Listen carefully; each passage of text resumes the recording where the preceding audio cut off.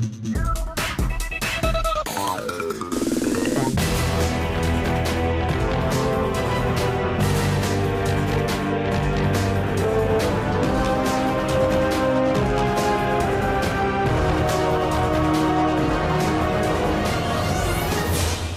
up YouTube, Dave from Safe War Games, and Draco Slayers are back. That's right, with a mixture of old and new, Draco Slayers have now found their way back into the game. And all of it took was one super, one secret, and one ultra from the brand new set. Now, these new cards I'm about to show you may look very familiar in the form of the true Dracos that we've had before, and that's because they're the original forms, which is really cool for the lore. With all of that out of the way, please smash that like button, hit that notification bell, and subscribe so you don't miss out on any more upcoming content. In regards to combos for this video, I will not be displaying them in this one. However, if you want to see me do some combos, smash that like button, get it above 50 likes, and I will do so for you. With all of that out of the way, let's dive headfirst into the return of Draco Slayers. So, we start off with triple Ignis Phoenix, the Draco Slayer. Now, what you got to keep in mind is the Draco Slayers are technically always treated as two types of cards. Now, what I mean by that is, on the top of this card, it says it is always treated as an Ignite card. So the best thing about that, for those of you who don't know, is Ignites were a pendulum-based deck that came out way back when, that were fire orientated, and all of the Draco lore kind of shares the same. So when you go back to Dragonic Diagram, you'll see on the artwork that stuff like the Cristrons, the Zodiacs, all came together to form a masterpiece, and it's how they kind of defeated the big bad that was going around. So the Ignis Phoenix. So in the Pendulum Zone, during the main phase, you can shuffle one face-up Pendulum monster from the extra deck into the deck, so recycle some resources, to add a non-Pendulum Draco Slayer or Ignite monster. Now, you're not going to be doing that because your whole deck is Pendulum monsters, so it's a bit of a silly effect to give it this, but it does allow you, if you wanted to play some of the Draco Slayers that can be provided to be like insane boss monsters. The most important thing you want on this is the monster effect, keeping in mind that the monster effect also triggers if they're destroyed as a Pendulum Scout as well, so it's an all-in-one. So if this card on the field in general is destroyed by battle or card effect, you get to special summon a Draco Slayer or Ignite monster, less so, from your deck except himself. And if you do, it is treated as a tuner. What? They're going to give us free tuners in the deck? Hell yeah! And then of course we get triple Majesty Pegasus, and the best thing about this one is, this is always treated as a Magispector card. What? You're telling me an ultra rare back in the day, Bambuku can search this? Hell yeah. Magispector Unicorn coming back when? So this one is insane. This is probably the best one of all of them in my opinion.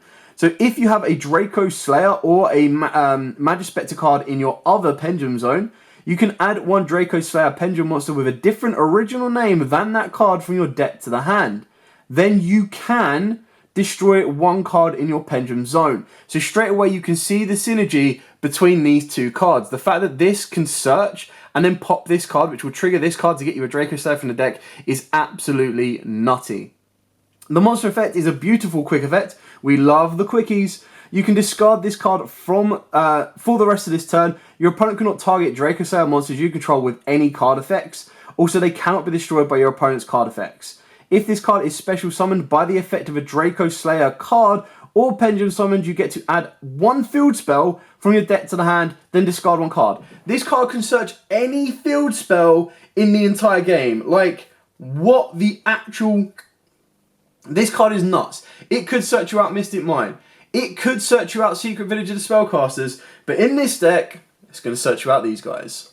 So, you can search yourself out a Necro Valley and a Sky Iris. When you get to the sideboard, that is when I advise people to put in Secret Village of the Spellcasters. You could main deck it, but in my opinion, the card is completely dead going second, and more so in games 2 and possibly even 3. That's when your opponent's going to be trying to play Dark Ruler No Mores and Lightning Storms and everything like that. Then the final brand new one is the Dynamite Knight. You can target a Draco Slayer or Dynamist card in your other Pendulum Zone and special summon it. So this one, again, is a free summon for anything you put into your Pendulum Zones. Well, any Draco Slayer you put in your Pendulum Zone. Its monster effect is it's always treated as a Dynamist card. Oh, I miss Dynamist. They were fun. If this card is tributed, you can add one face-up Draco Slayer or Dynamist Pendulum monster from your extra deck to your hand, except himself. the Draco Slayer, you can only use this effect once per turn. So again, it's a resource management card. The fact they're all level 4s is great because it means they can be normal, they can be extended, they can be everything they want to be. And they've got beautiful scales of 7, 6, and 2. So obviously you've got your low scales and you've got your high scales. Continuing on with the old school Draco Slayer cards, we do have Triple Luster Pendulum, the Draco Slayer. This back in the day was like a £15, £20 super, which is absolutely bonkers when you look at it now. So once per turn, if you have a card in your other pendulum zone, you can destroy that card, and if you do, add one card from your deck to the hand with the same name as that card. Cannot be special. You cannot special summon Fusion, Synchro, or XYZs using this card as material, except Draco Slayers. Well, it's great because we're going to be using Synchro, Fusion, and XYZ all in one. It is a tuner, which is important, and keep in mind as well that the Ignis makes anything that is special summons out a tuner as well, so that can give you more consistency to get you into your best boss monster in Ignis, the Draco Slayer. Off the back of that as well, going a little bit further, you've got to be careful by putting this in the scale because it is a scale 5, so it can be quite awkward, but because you are playing pretty much, like I think all bar... well, 4 cards in your deck are level 4s, you're absolutely fine leaving this in the scale. You just need to make sure that the other scale you pop or you put into your scale is going to be the lower end. Speaking of which, we do play his vanilla brother, and that is Master Pendulum, the Draco Slayer. Once while this card is in your pendulum zone, you get to target a card in your pendulum zone and destroy it. So this is a way of clearing out your pendulum zone. It's a way of kind of getting to other components you might need. Some people do play 2 of this, so it can be used to get off of the effect of this. Keeping in mind that you want to either unlock as many link zones as you can to pendulum summon from the extra deck, or you want to fill up your hand with monsters to pendulum summon out. Then we're going to go with our starters. So these are the ones that you ideally want to be normal summoning or are going to get you a little bit further. So we start off with the Magispector Bambuku. So this card is awesome. Like I miss Magispectors back in the day. It was like the first kind of form of control pendulum monsters. So when this card is normaled or specialed, you get to add a Magispector monster from your deck to the hand. You can only use this effect once per turn, and it cannot be targeted or destroyed by your opponent's card effects. God, that little clause of the Magispectors was an absolute nightmare back in the day, and that's why Unicorn was so mad, because it was like bounce a pendulum and then bounce a card your opponent controls, and then it couldn't be targeted or destroyed by card effects. It was just like, whoa! And then, obviously, as we've already kind of established, the Magispector this is always treated as a Magispector, so synergy.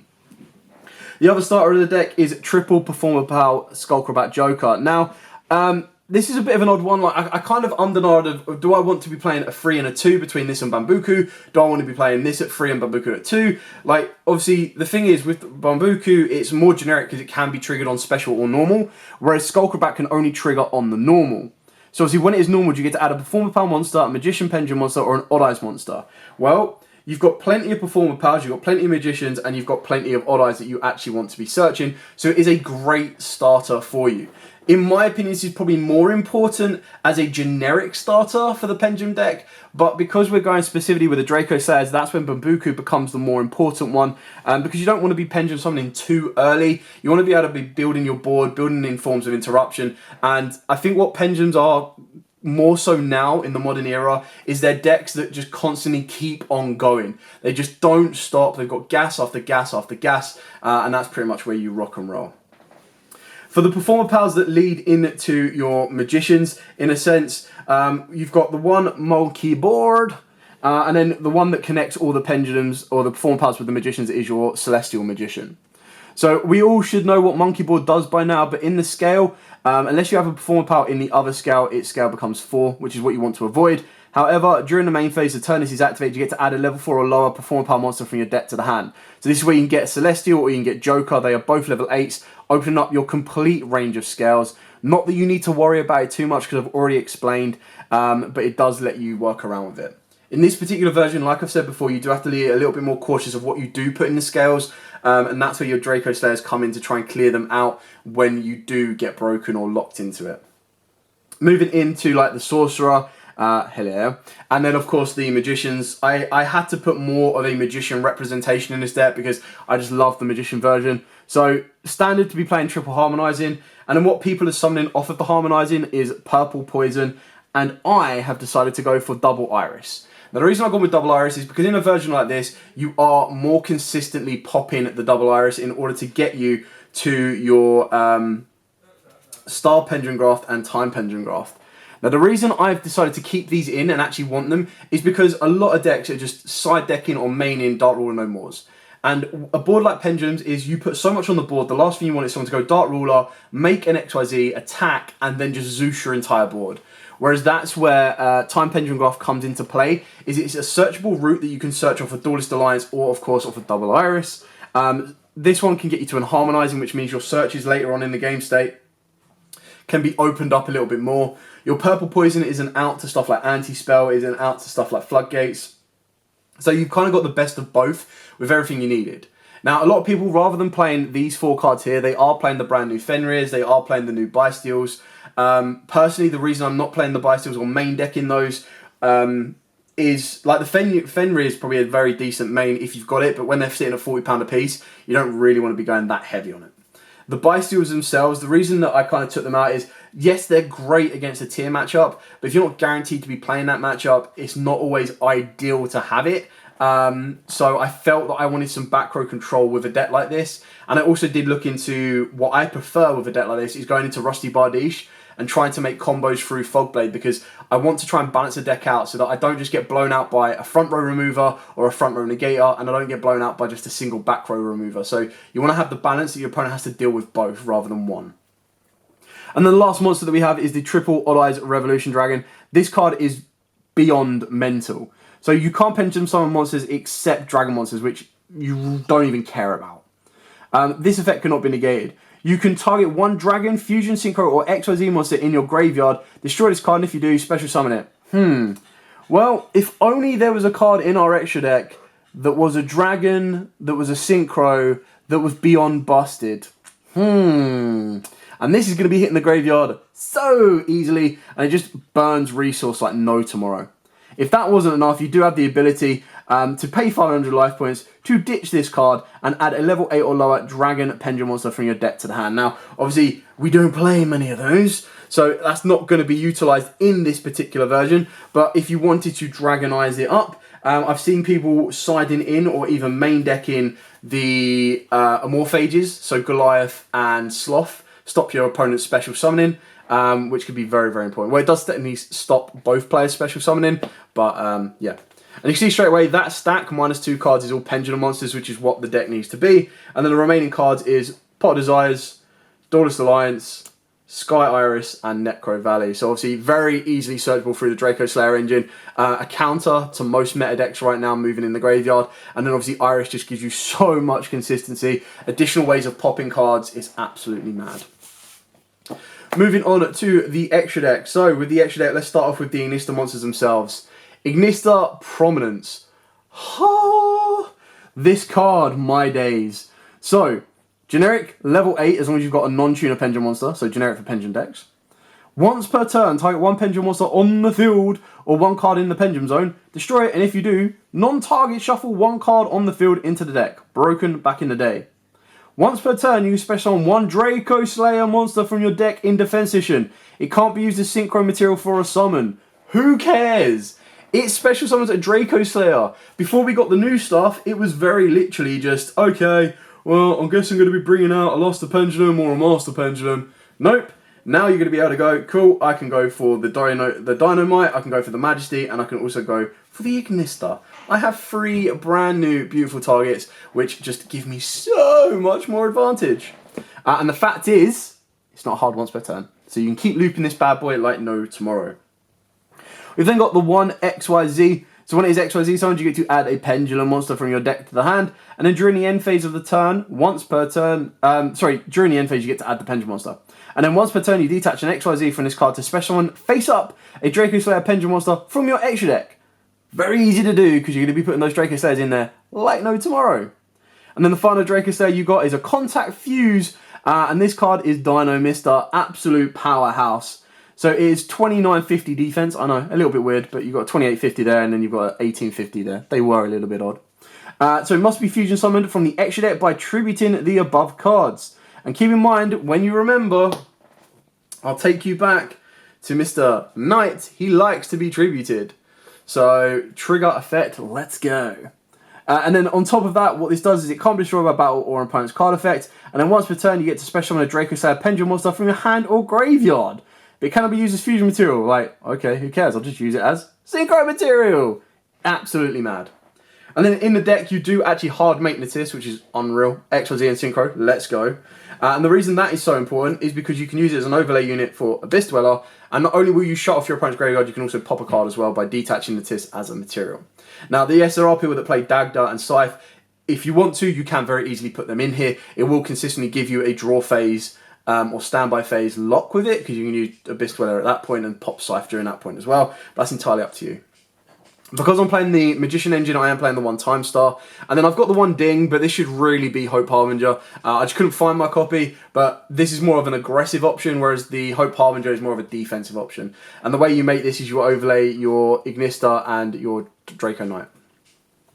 Going into Link Monsters, of course, we got the 1 Beyond the Pendulum. Arguably could be 2. I just wanted to show you more of a range. The second one would take the place of the Dark Charmer, but that's entirely up to you. So you got 1 of each of these alongside an IP Masquerena.